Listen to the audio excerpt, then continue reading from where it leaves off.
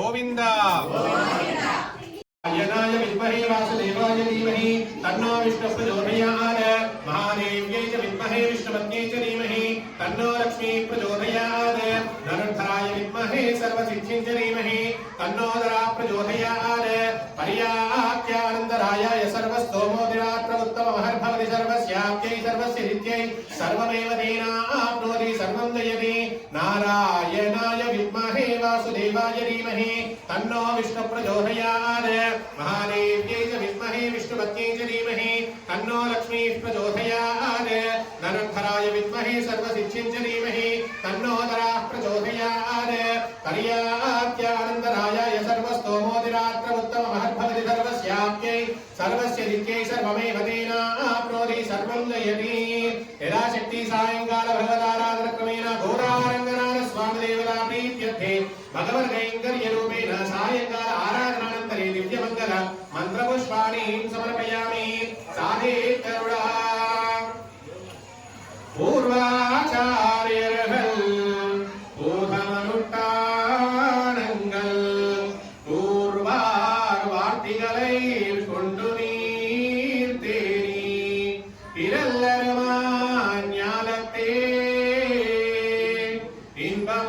இன்பமுத்துவாரம் தெருல்லருமான் தேசிகனை சரைந்து இந்த உபதேச ரத்தினமாலனை செதரன்னில் நாளும் செந்திப்பார் எந்தையே தீராசர் இன்னருளக்கென்றும் இலக்காகி செதிராஜராஜன் திருவருதாம் மன்னையிருகால் இங்கே மனவாளமா முனிவன் பொன்னடியாம் செங்கமல போதுகளை புண்ணியஸ்திரத்தாரே தீண்டல் அமானவனுவன் நம்மை கரத்தாலே தீண்டல்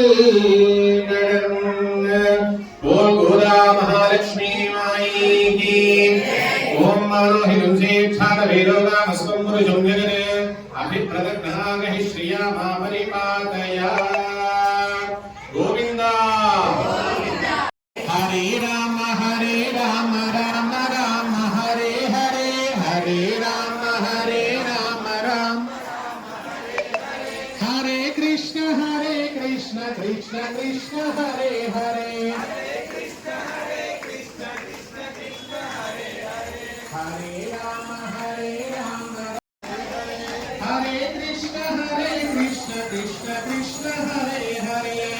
राम हरे कृष्ण कृष्ण कृष्ण हरे हरे हरे राम राम हरे हरे हरे राम हरे हरे हरे कृष्ण कृष्ण कृष्ण हरे हरे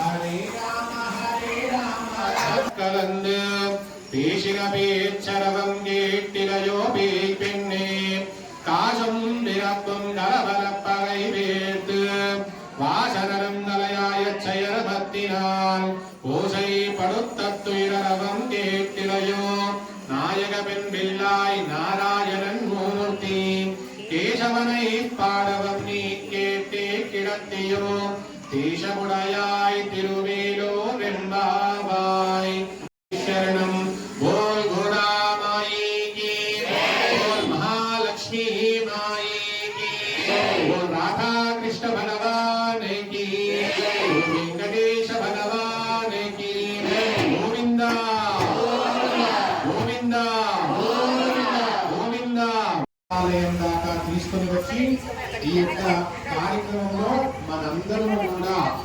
ఏకకంఠంతో జై కొట్టగానే ఏ విధంగా అయితే జైకారం చెబుతూ ఉన్నామో అదే విధంగా మనందరి ఏమీ తెలియని పిల్లాళ్ళ ఇంటికి వస్తూ ఉంటాడట. పాపం యశోదమ్మ అనుకుంటుందట, నా పిల్లవాడు చాలా శ్రద్ధవంతుడు, బుద్ధివంతుడు, గుణవంతుడు, కీర్తివంతుడు, ఎలాంటి తప్పిదాలు చేయడు, నేను ఏది చెబితే అదే చేసుకుని వస్తాడు, ఒకరి తెరువు పోడు, ఒకరి వెంటపడడు, ఇంకొకరిని ఇబ్బంది పెట్టడు, అనేటటువంటి వ్యాపకంలో ఉంటుందట ఆ యొక్క తల్లి. పిల్లవాడిలాగా ఇంటికి వచ్చాడట. ఇంటికి వచ్చి అమ్మ ఎక్కడ గుర్తుపడుతుందో, నేను వెన్న తింటే అమ్మ ఎక్కడ నన్ను గుర్తిస్తుందో అని చెప్పేసి ఆ చేతికి ఉన్నటువంటి వెన్నని ఆవులకి, పశువులకి, చెట్లకి, చేమలకి, భూమికి, తన స్నేహితులకి అందరికీ రాసి శ్రద్ధగా పూతంతా దూర్చుకొని మొత్తం ఆడితే ఒక పిల్లవాడు, పసి పిల్లవాడు మట్టిలో ఆడితే ఏ విధంగా అయితే వస్తాడో ఒళ్ళంతా మట్టి పూసుకొని ఏమీ తెలియని పిల్లగాళ్ళలాగా ఇంటికి వెళ్ళి ఆ యొక్క తలుపును తెరుస్తాడట. తెలుస్తూ ఏమంటాడు, అమ్మ ఆకలి అవుతుంది, అమ్మ ఆకలి అవుతుంది, నాకు ఏదైనా పెట్టమ్మా అంటాడు. చేసిన పని ఏంది? అందరిళ్లలో పోయిండు, వెన్న దొంగతనం చేసిండు, శుభ్రంగా తిన్నాడు. తిని మళ్ళీ ఏమి ఎరగనిలాగా వచ్చి ఆకలి అవుతుంది అని చెప్పేసి ఆ యొక్క యశోదమ్మని అడిగాడట. పాపం యశోదమ్మ అనుకుంటుందట, అబ్బా పిల్లవాడు ఆకలితో వచ్చాడు, పొద్దుననగా పెట్టాను, ఇన్నని పాలు లాగి పోయిండు, పాపం ఆడుకొని వచ్చింది కదా అని చెప్పేసి, సరే నాయన నీకు ఇది పెడతానని చెప్పేసి నీ కోసం రవ కేసరి చేసిన, నీకోసం పాయసం చేసిన, నీకోసం అది చేసిన ఇది చేసిన అని కూర్చోబెట్టి చక్కగా తినిపిస్తూ ఉంటుందట. కృష్ణుడు తక్కువడా, ఏమన్నా నువ్వు అట్లా పెడితే నేను తినను, నాకు కథ చెప్పాలి, కథ చెప్తేనే నేను తింటానని మానం. మళ్ళీ దీంట్లో అడిషనల్ బోనస్లు కావాలి స్వామికి. యశోదమ్మకి తెలుసు తన సృష్టికర్త తనకు తెలియనట్టు లేదు అని. కాకపోతే ఆ ఫలానా విష్ణుమూర్తి రెండవ అవతారంగా వరాహ అవతారం ఎత్తాడు, కూర్మ అవతారం ఎత్తాడని చెప్తూ ఉంటే ఆ యొక్క కృష్ణుడు అవునా అమ్మా అలా ఎత్తాడా, ఆహా అవతారమా, దేనికోసం ఎత్తాడు అవతారము అని ఏమీ తెలియనిలాగా ఆ అమ్మని అడుగుతూ ఉన్నాడట. ఆహా నా కొడుకు ఎంత బాగా నా మాటలు వింటున్నాడు, నేను చెప్పిందల్లా వింటున్నాడు అని చెప్పేసి అడిగిందంతా పెట్టేసి, శుభ్రంగా తిన్నావు కదా నాయన, ఇక వెళ్ళి పడుకో. మళ్ళీ తల్లికి అనుమానం, నా కొడుకు తినంగా ఎవరైనా గోపికలు వచ్చి చూసారా, పక్కింటి వాళ్ళు వచ్చి చూసారా, ఎదురింటి వాళ్ళు వచ్చి చూసారా, ఎక్కడ దిష్టి తాకుతుందో అని చెప్పేసి ఆ తిన్న దాంట్లో కొంచెం తిప్పేసి శుభ్రంగా వెళ్ళి పడుకున్నాయన, అందరి చూపులు మంచివి కావని చెప్పేసి దుప్పటి నిండా కప్పి పడుకోమని చెప్పిందట. అన్న పట్టించాడు, ఏడిపించాడు. మళ్ళీ వారు అనుకున్నది ఇవ్వాలి అని అంటే తను చేయవలసినటువంటి పనులన్నీ కూడా చేయించుకొని అప్పుడే వారికి వస్త్రాలను కూడా ఇచ్చాడట. అదే విధంగా తల్లులు, ఆ యొక్క గోకులంలో ఉండేటటువంటి తల్లులు అందరూ కూడా కృష్ణుడు చిన్నవాడు కదా, ఎత్తులో పెడితే వెన్న దొంగలించడు, ప్రతిసారి ఈ కొసలో ఆ కొసలో అక్కడ పెడితే ఇక్కడ పెడితే వస్తున్నాడు, ఇంట్లో ఇంతమంది ఉన్నా ఎవరికీ తెలియకుండా వచ్చి వెన్నను దొంగతనం చేసుకుని పోతున్నాడే అని చెప్పేసి చాలా ఎత్తులో కడ్డీల పైన సజ్జల పైన ఆ యొక్క వెన్నను దాయడం మొదలు పెట్టారట. చిన్ని కృష్ణుడికి తక్కువ, తనకు చూపెంత, మీరు ఏ మూల పెట్టినా కూడా తన యొక్క జ్ఞానం చేత తనకు ఉన్నటువంటి శక్తి చేత మీరు దాచిపెట్ట వినడము నాకంత కష్టమేమి కాదని చూపించాడట. మీరు గోకులంలో ఎలా ఉండనిస్తాము, ఇలాంటి చేష్టలు చేసేవాడితోటి మా పిల్లల్ని ఏ విధంగా పంపించాలని చెప్పేసి పెద్ద సంక్షోభం ఏర్పడింది. కృష్ణుడు తక్కువనా, ఏం చెప్పాడంటే నేనేమీ తినలేదమ్మా, ఏదో కొద్దిగా నాకు దొరికినంత తీసుకుని వచ్చాను. ఏ నాయనా కొద్దిగా అంటే కుండలా, అంటే నీ దృష్టిలో కొద్దిగా అంటే బారెడు కుండలు కూడా నీకు కొద్దిగానేనా అంటే, అప్పుడు యశోదమ్మ అంటుందట, ఆగండమ్మా ఆగండి, వెన్న ఇవాళ కాకపోతే రేపనే చేసుకుంటారు, మీరు అలా ఇన్ని కుండాలు తిన్నాడని చెప్పి మా అబ్బాయి మీద అలా విసుగు పడితే పొట్ట పగిలిపోయి దిష్టి తాకుతుందమ్మా, ఫస్ట్ మీరు వెళ్ళిపోండి అని చెప్పేసి అందరినీ తిట్టి గెట్టేసి తెలిసి బయటికి పంపించిందట. అంటే కృష్ణుణ్ణి ఎంత బాగా అర్థం చేసుకుంటుంది. ఒకరి ముందు నిందించడం సాధ్యం కాదు. అందరూ వెళ్ళిపోయారు. పిలిచింది, ఎరా కృష్ణయ్య నిజంగానే వెన్న తిన్నావా, వాళ్ళందరూ చెప్పింది నిజమేనా, ఇంట్లో వెన్న మాయం చేస్తున్నావట, లేదమ్మా నేనేమీ చేయలేదు, ఏమీ తినలేదు, కావాలనే వారంతా నా మీద చాడీలు చెప్తున్నారని చెప్పేసి అమ్మ నమ్మే విధంగా నటిస్తున్నాడట. ఇక్కడ ఆయన నట విశ్వరూపాన్ని చూపిస్తాడట. అంటే అదొక కళ, నటన కూడా స్వామి వచ్చినటువంటి ఒక కళ. ముఖ్యంగా ఎన్ని పదార్థాలు ఉన్నా, గోకులంలో ఎన్ని పాండారాలు ఉన్నా వెన్న మాత్రమే ఎందుకు తింటున్నాడు ఆ కృష్ణుడు? ఇంకే వస్తువులు లేదా, చెగోడీలు లేవా వాళ్ళ ఇంట్లో, అప్పట్లో బోండాలు లేవా, ఏ స్వీట్లు లేవా, కారపూసలు లేవా, అప్పలు లేవా, కానీ వెన్న మాత్రమే ఎతికి మరి ఎందుకు తీసుకుంటున్నాడు? వెన్న తినడంలో ముఖ్య ఉద్దేశం ఏంటి అనేటటువంటి విషయాన్ని ఈరోజు మనం తెలుసుకోవాలి. ముఖ్యంగా ఈ యొక్క ఘట్టాన్ని మనము భాగవతంలో మనకు చక్కగా చెప్పబడింది. ఏంటి? వెన్న ద్వారా మన జీవనానికి ముడిపెట్టాడట భగవంతుడు. వెన్న ఎక్కడి నుంచి వస్తుంది? పాల నుంచి వస్తుంది. పాలు ఎక్కడి నుంచి వస్తాయి? ఆవు నుంచి వస్తాయి. ఆవు లోపలికి ఎలా విధంగా వస్తాయి? ప్రకృతి రూపకంగా ఇవన్నీ ఏర్పడతాయి. అంటే ఒకరు సహజంగా ఆర్టిఫిషియల్ గా చేసేటటువంటి పరికరం కాదు పాలనేది.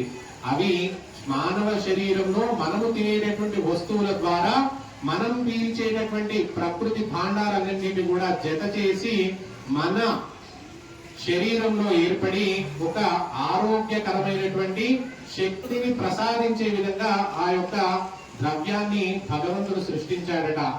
అలా ఏర్పడడానికి మనం ఏమి చేయాలన్నా కూడా ఈ యొక్క వెన్నని ఏ విధంగా ముడిపెట్టారంటే భగవంతుడు ఏదైనా మనం కార్యక్రమం చేయాలి అన్నా లేదా ఏదైనా పనిని చేయాలన్నా మనలో ఒక సంకల్ప బలం అనేది ఉండాలి. సంకల్ప బలం ఎప్పుడు ఏర్పడుతుంది? ఏ సమయంలో ఏర్పడుతుంది? మనసు నిర్మలంగా ఉండి ఆ నిర్మలమైనటువంటి మనసు నుంచి భక్తి ఏర్పడి భక్తిలో నుంచి భగవంతుని యొక్క నామస్మరణ చేసిన నామస్మరణని మననము చేసుకుంటూ ఎలాంటి ఈర్షభావాలు భావోద్వేషాలు లేకుండా నీవే శరణు అని ఏ విధంగా అయితే మనం చేస్తామో అప్పుడు మాత్రమే మన జన్మకి సార్థకత ఏర్పడుతుందట. చేసే విధంగా విమాన గోపురం కనబడుతుందట. అది చూస్తే చాలట స్వామి నీ దర్శనం నాకు కలిగిందయ్యా, ఎంతో ముక్తి పొందితే గాని ఆ యొక్క దర్శనాన్ని ఈ సమయంలో నేను చూడలేకపోయాను అనేటటువంటి వాళ్ళకన్నా ఈ సమయంలో లోపల ఏ విధంగా ఉన్నామో నాకు అవసరం లేదు, కానీ ఈ చల్లని ప్రకృతి రూపకంగా ఆ విమాన దర్శనం చేసుకుంటే నీ యొక్క ప్రత్యక్ష దర్శనం చేసుకున్నటువంటి ఫలితాన్ని నాకు కలుగుతుందన్నటువంటి ఆనందం వ్యక్తపరచడం అంతా ఇంత కాదు. ఎంతమంది వెళ్ళారు తిరుపతికి? అందరూ వెళ్ళే ఉంటాం కదా. ఉదయం సుప్రభాత సేవ ఎంతమంది చూశారు? ప్రత్యక్షంగా సుప్రభాత సేవ చూసిన వారందరికీ కూడా బ్రహ్మతీర్థం ఇస్తారు. తీసుకున్నారా? బ్రహ్మతీర్థం అనేటటువంటి తీర్థాన్ని సుప్రభాత సేవలో పాల్గొన్న భక్తులందరికీ కూడా ఇస్తారు. మొదటగా సుప్రభాత సేవలో బ్రహ్మ వచ్చి స్వామివారి యొక్క పాదాలకి అభిషేకం చేసి ఆ యొక్క తీర్థాన్ని సుప్రభాతంలో పాల్గొన్న భక్తులందరికీ కూడా ఇవ్వడం జరుగుతుంది. చిట్ట చివరిగా వేసేటటువంటి ద్రవ్యం ఏంటి? నెయ్యిని పోస్తాము. అంటే ఓ స్వామి, నేను యొక్క మనుష్య జన్మ ఎత్తిన దగ్గర నుంచి ఎన్నో పాప కర్మలు చేసుంటాను, పుణ్యాలు కూడా చేసుంటాను. పుణ్యాల వల్ల కలిగేటటువంటి ఫలాన్ని నా జనరేషన్ అంటే నా తదుపరి జనరేషన్, నా కొడుకు మనవడు మనవరాలకి ఇవి స్వామి, నా ద్వారా ఏర్పడినటువంటి చెడు ప్రభావాన్ని అంతా కూడా ఈ క్షణమే సంహరింపజేసి నీలో ఐక్యం చేసుకునే విధంగా నాకు ప్రసాదింపజేయవయ్యా అని చెప్పేసి ఆ యొక్క నేతిని వేయడం జరుగుతుందట. ఇప్పుడు అర్థమైందా స్వామి వెన్న ఎందుకు తింటాడో? వెన్నను ఎప్పుడు తీసుకుంటాడు? ఒకరి ఇంట్లో నుంచి వెన్న దొంగతనం చేస్తున్నాడు స్వామి అని అంటే చెడు ఎక్కువగా అవుతుంది. ఆ యొక్క వెన్నను నేను తీసుకుంటున్నానంటే వారందరినీ కూడా మంచి మార్గంలో నడపడం కోసమే నేను ఆ వెన్నని దొంగతనం చేస్తున్నాను. వారిలో మంచి భావాన్ని, దేవుడి యొక్క తత్వాన్ని తెలియజేసే విధంగానే నా యొక్క చోరకలను ప్రదర్శించానని చెప్పేసి భాగవతంలో కృష్ణలీలలో చెప్పడం జరిగిందట. ఇప్పుడు ప్రతి ఒక్క మనిషికి అర్థమైందా? జీవిత ప్రయాణంలో కనీసం ఒక్కరైనా కుటుంబంలో ప్రతి ఒక్కరు కూడా సంవత్సరంలో ఒకసారైనా సరే, మాసంలో ఒకసారైనా సరే నవనీత చోరుడికి అంటే కృష్ణుడు ఏదైతే దొంగలించడం కోసం మన దగ్గరికి వస్తున్నాడో ఆయన దొంగలించక ముందే మనమే వెళ్ళి కూసంత వెన్నను తీసుకొని వెళ్ళి కృష్ణుడికి నైవేద్యం పెడితే భగవంతుడు అనుకున్నాడట, వీరికి జ్ఞానం నేను ప్రసాదించాల్సిన అవసరం లేదు, వాడే తన అజ్ఞానం నుంచి బయటికి వచ్చి జ్ఞానం తెచ్చుకొని మరి నా యొక్క పాపాలను సంహరించమని చెప్పి భక్తి మార్గం కోరుతున్నాడని చెప్పేసి మంచి మార్గాన్ని ఒక పాజిటివ్ ఎనర్జీని ఇస్తాడట. కనుక అలాంటి చక్కనైనటువంటి ఈ యొక్క కార్యక్రమంలో మీరందరూ కూడా మీరు చేసినటువంటి పాపాలన్నింటి నుంచి కూడా విముక్తిని పొంది భక్తి యుక్తంగా స్వామిని చేరుకునే విధంగా ఈ యొక్క ప్రక్రియ మీ అందరికీ కూడా సహాయపడుతుందని భావిస్తూ ఈ అవకాశము, ఈ యొక్క సదవకాశాన్ని ప్రతి ఒక్కరు కూడా వినియోగించుకొని స్వామివారి యొక్క అనుగ్రహాన్ని గోదామ్మవారు మనకు చక్కగా యొక్క నెల రోజులు కూడా ధనుర్మాస వ్రతంలో అలా రోజు ఒక పాసురం చొప్పున రోజు ఒక కైంకర్య సేవలు చేస్తూ స్వామి మార్గంలో ఏ విధంగా ఉండాలి, ఏ విధంగా మనం స్వామిని పూజిస్తే స్వామిని మనం ప్రసాదింపజేసుకోగలుగుతామనేటువంటి భావాన్ని మనందరికీ కూడా గోదా అమ్మవారు చక్కగా తెలియజేశారు. ఈ యొక్క నెల రోజులు కూడా ఒక ఉత్సవం పండగలాగా మనందరూ సమూహంగా గోపికలుగా ఏకకంఠంతో కృష్ణనామాన్ని, ఆ యొక్క విష్ణునామాన్ని జపిస్తూ ఈ మాసమంతా కూడా స్వామిని ఆరాధన చేస్తూ గోదామ్మవారు ఉపదేశించినటువంటి కీర్తనలన్నింటినీ కూడా సేవించుకుంటూ స్వామి మార్గాన్ని ఎంచుకొని స్వామి ప్రసాదించినటువంటి జ్ఞానాన్ని అందరూ కూడా పొందే ప్రయత్నం చేస్తాము. జై శ్రీమన్నారాయణ. హరే కృష్ణ కృష్ణ కృష్ణ హరే హరే, హరే రామ హరే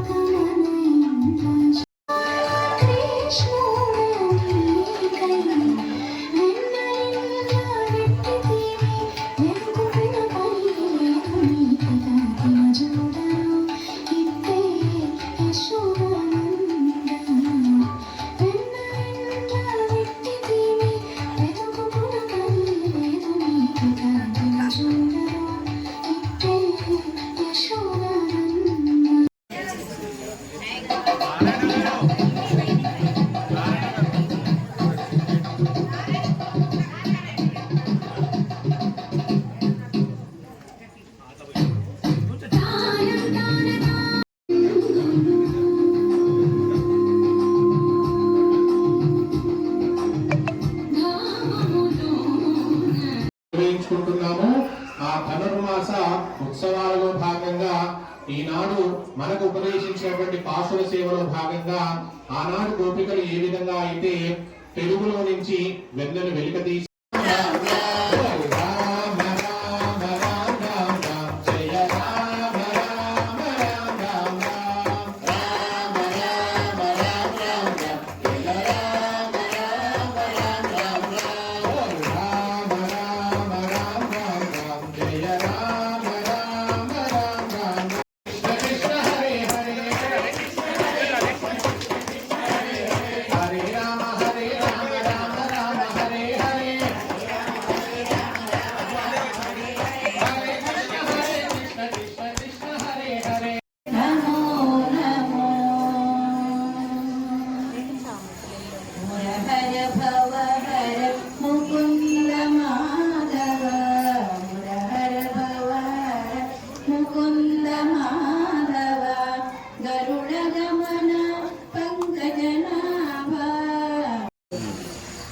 కృష్ణుడు గోకులంలో తన స్నేహితులందరినీ వెంట పెట్టుకొని ఆడుతూ పాడుతూ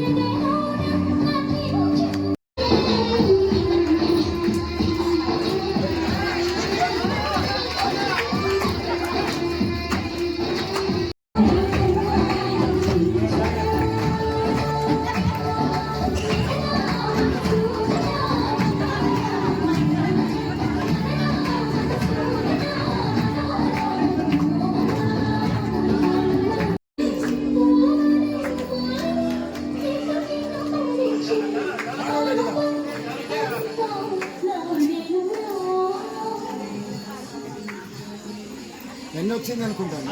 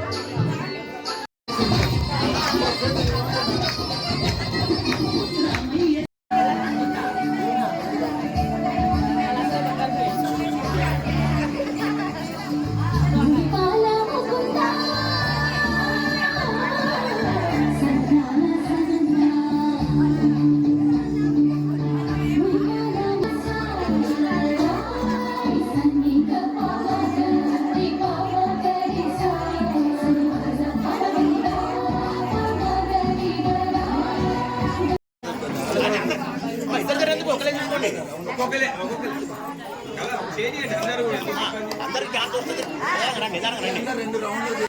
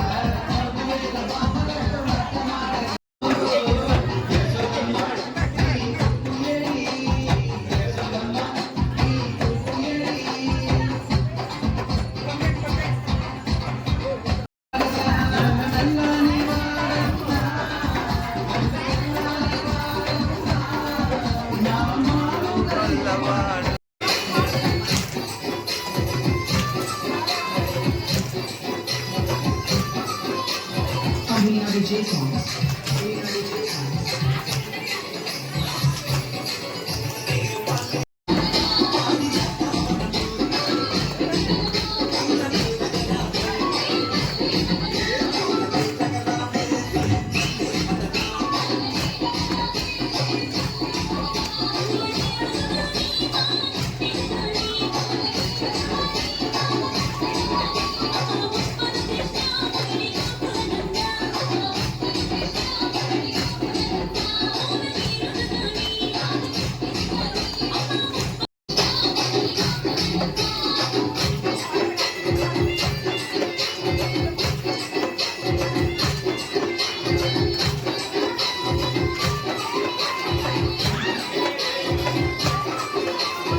DJ songs.